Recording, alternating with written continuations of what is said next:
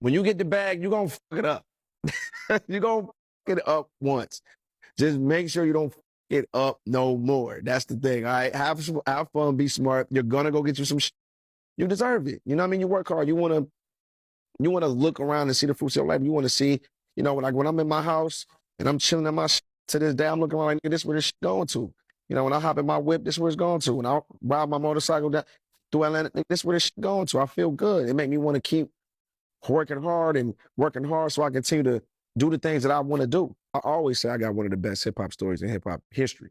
Like to go from 5 to being on Arsenio Hall to then being, discovered by, Death Row to being around that shit, to being a part of the creation of one of the biggest albums of all time in hip hop, which is Doggy Style,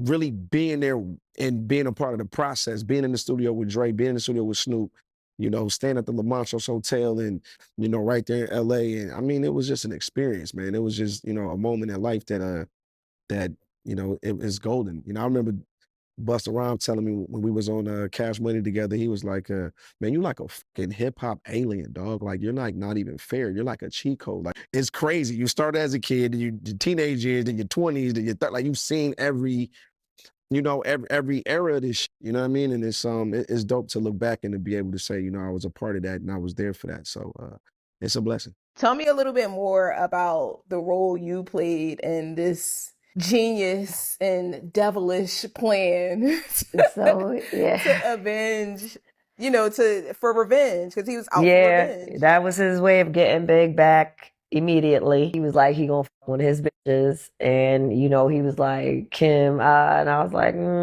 Kim or Faith. And I was like, I think you got a better chance fucking Faith because, before I knew that they weren't on good terms, I lived maybe 10 blocks away from where Big lived at. So I was like, she's probably the weakest link. Because when your man is embarrassing you publicly, sometimes you got some frustration and you got you got a little revenge streak in you.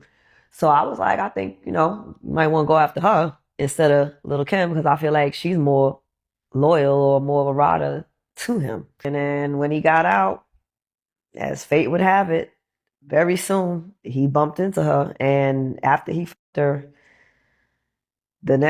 he called me and he called me and told me that he did it. I'm like, yeah, what did you do? And he's like, I just that bitch. And I was like, oh wow. I'm like, yay, great, okay. I was dry. I was like, oh, okay, yay, like, but it was